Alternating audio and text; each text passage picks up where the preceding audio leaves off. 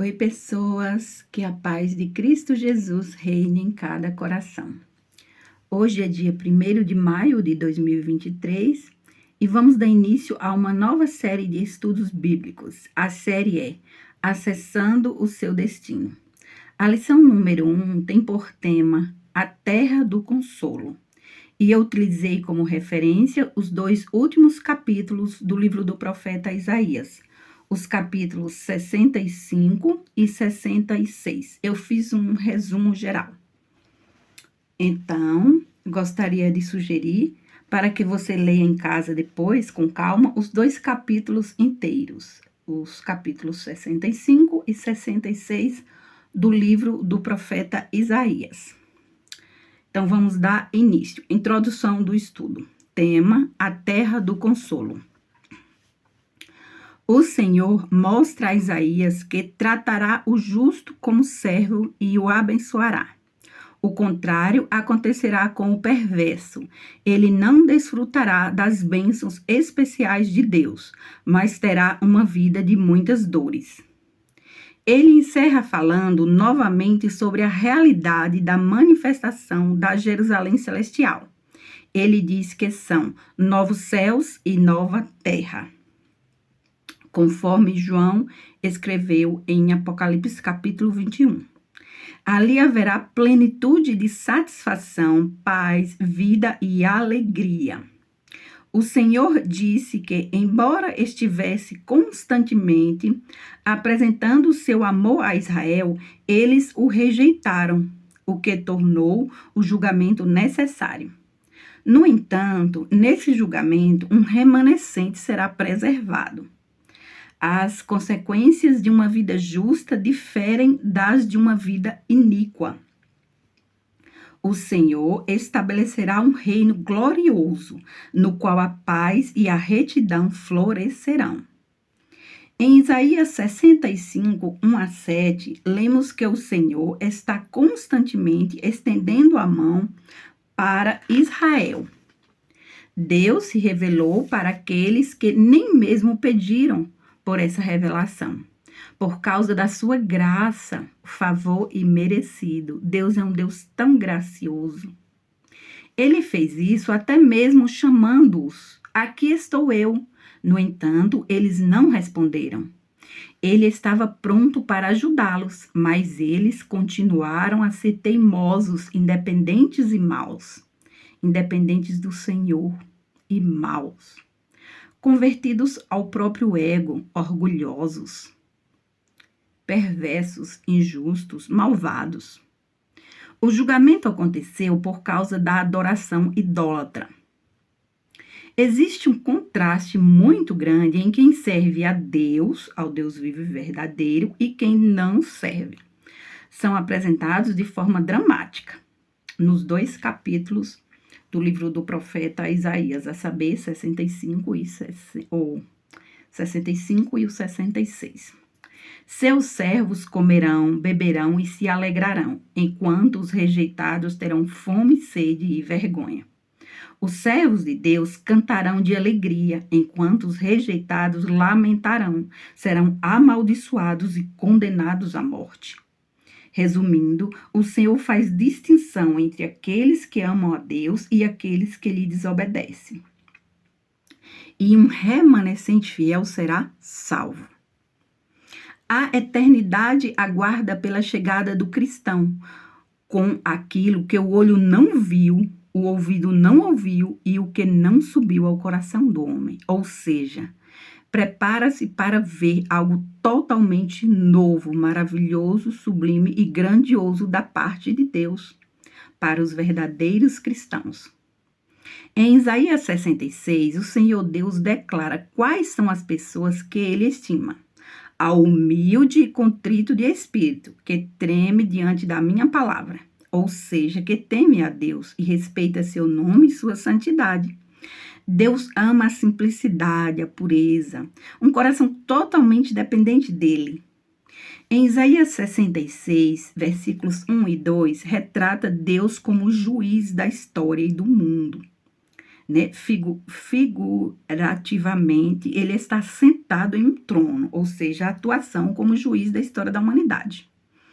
Acima da sua criação, Deus valoriza as pessoas humildes e contritas, os que obedecem à sua palavra. Deus deseja que seu povo siga a verdade revelada por ele. Só será possível desfrutar de todas as bênçãos quando o povo aprender a obedecer. Cerimônias religiosas, sacrifícios, rituais eram apenas externos. Em seus corações, as pessoas eram perversas, pervertidas, idólatras.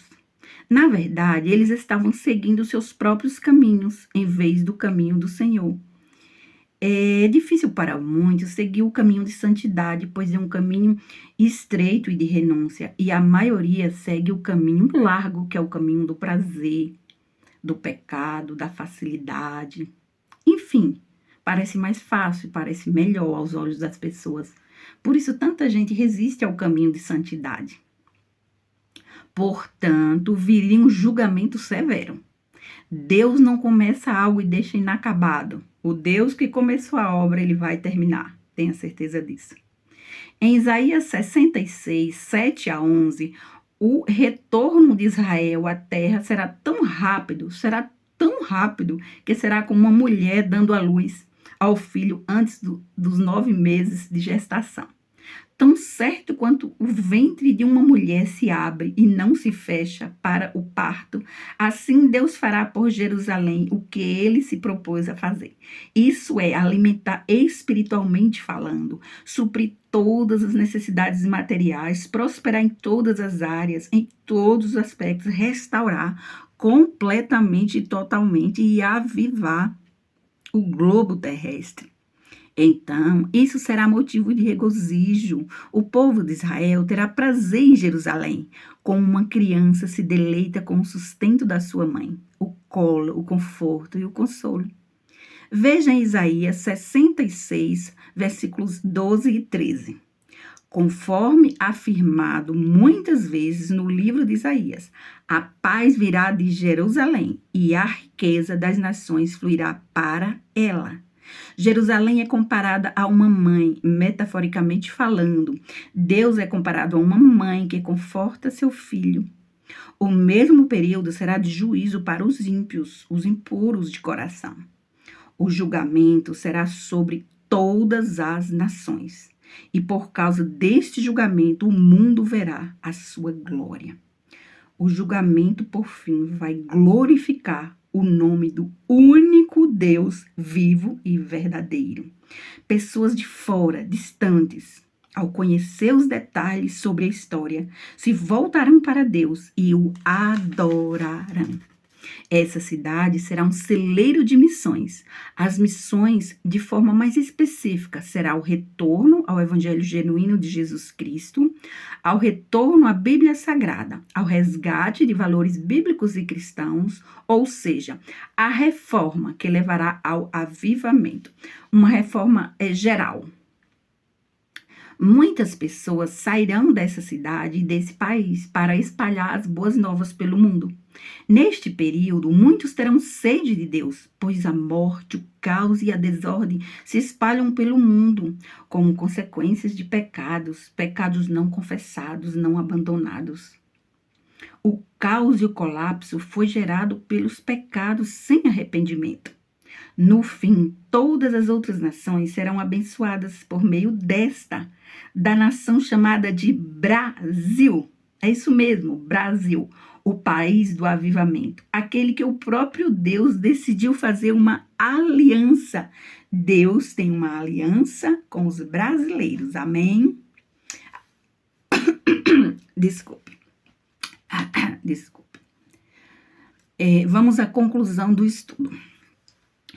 Agora, vamos analisar detalhadamente o significado de alguns versículos. Vamos lá. Em Isaías 65, versos 6 e 7, Deus nos diz que vai se vingar totalmente de acordo com o mal que cada um praticou. Ele vê idolatria como afronta, e geralmente quem afronta a Deus, ele responde à altura. Os meses de maio e junho de 2023 serão meses de respostas de Deus às afrontas da humanidade. Reparem no versículo 12 do mesmo capítulo. Deus apresenta um dos motivos da sua indignação. Porquanto chamei e não respondestes, falei e não ouvistes.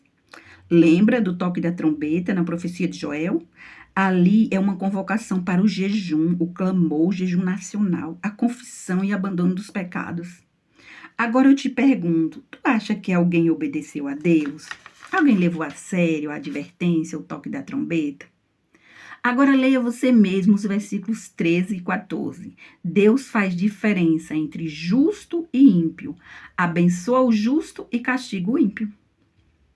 Com todo respeito, os idólatras estão na lista dos ímpios, viu? Nos versículos 18 e 19 do capítulo 65, a expressão Jerusalém, que aparece nos dois versículos, trata-se da mesma narrada por João em Apocalipse capítulo 21 e 22.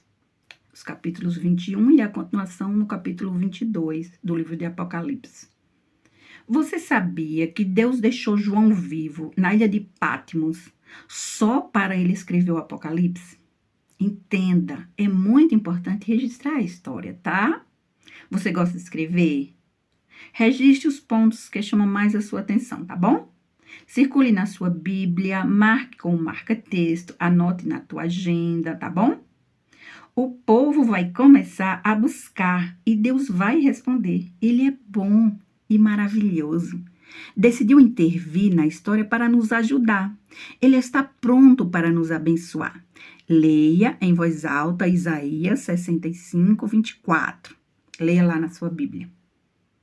No final do versículo 25 diz: o leão comerá palha como boi. A expressão significa: e não haverá acepção de pessoas.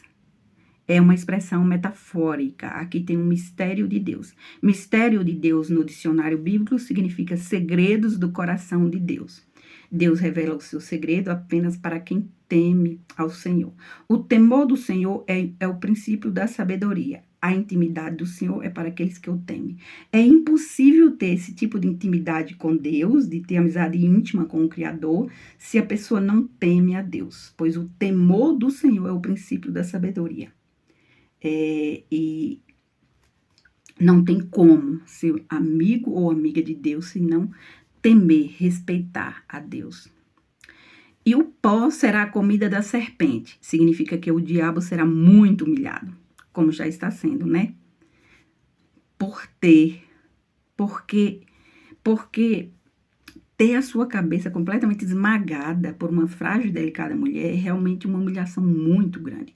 Portanto, o diabo será completamente humilhado cada vez mais. No fim, ele será jogado no lago de fogo e enxofre, impedido de agir por um determinado período de tempo, chamado por alguns estudiosos de milênio.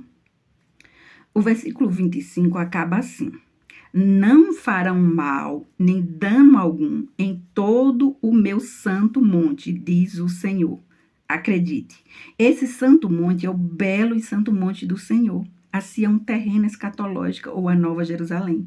Deus aqui garante proteção, zelo, cuidado e livramento. Amém? Para terminar, eu vou ler aqui um resumo que vem na minha Bíblia de Estudo da Mulher Sábia. Essa aqui. Olha como é linda a minha Bíblia, eu decorei com corações. Então, vem um resumo aqui e eu vou ler para encerrar esse estudo.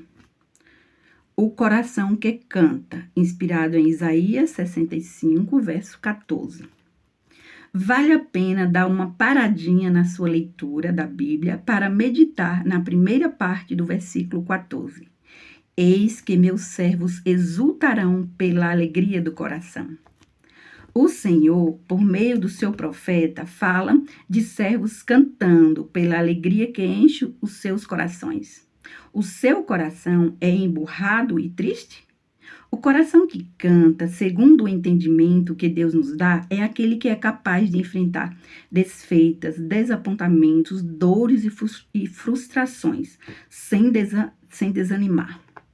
A maioria das pessoas tem um cântico no coração quando o mundo parece girar ao seu redor, quando tudo vai bem com elas, com a sua família, com o seu trabalho, com a sua saúde e com seus negócios. Elas encontram motivos para cantar, mas basta alguma coisa sair errada e pronto. A dissonância torna-se logo percebida. É com o torcer das tarraxas que se afina o violão. Da mesma forma, as adversidades na vida de uma pessoa cristã devem ser motivos para que o seu canto se torne mais doce, mais sentimental e mais expressivo do que antes. Esta qualidade só se desenvolve com o cultivo da mente e da alma. As mais doces e encantadoras melodias são geralmente produto de longo e esmerado desenvolvimento espiritual. Fé e esperança são qualidades indispensáveis para o coração que deseja cantar na dor e aflição. Fé é a qualidade da alma capaz de olhar para além das dificuldades e provações da vida. Que Deus ponha hoje um cântico no seu coração. Você ama a Deus, você teme a Deus, você tem o desejo de agradar o coração de Deus, você verdadeiramente o conhece. Quantas vezes você já ouviu a voz de Deus falar ao seu coração? Ou mesmo falar através da leitura da Bíblia, ou mesmo através de alguém. Quando você ouviu, sentiu a presença de Deus, você ficou feliz com isso? Você deseja, no mais profundo da tua alma, agradar o coração de Deus? Então obedeça a sua palavra. Leia com atenção, ore antes da leitura. Obedeça às orientações de Deus. Muitas vezes, nós temos que fazer alguma coisa contra a nossa própria vontade, abrir mão do nosso ego, do nosso eu, do nosso conforto. Mas ore a Deus pedindo uma direção clara. E o que Ele te orientar, faça. Obedeça e vai valer a pena. Não foi por acaso que Deus te chamou, que Deus te deu tantas oportunidades, que Deus te deu discernimento espiritual e tanta sabedoria para compreender os mistérios de Deus. Então, busque com sinceridade e obedeça em tudo. A bênção será muito maior do que o que você imagina. Que Deus te abençoe e traga conforto ao teu coração. Estou orando por Irecê, a Bahia, o Brasil e pelo mundo todo. Amém? Você também? Continue orando, tá? Deus abençoe sempre.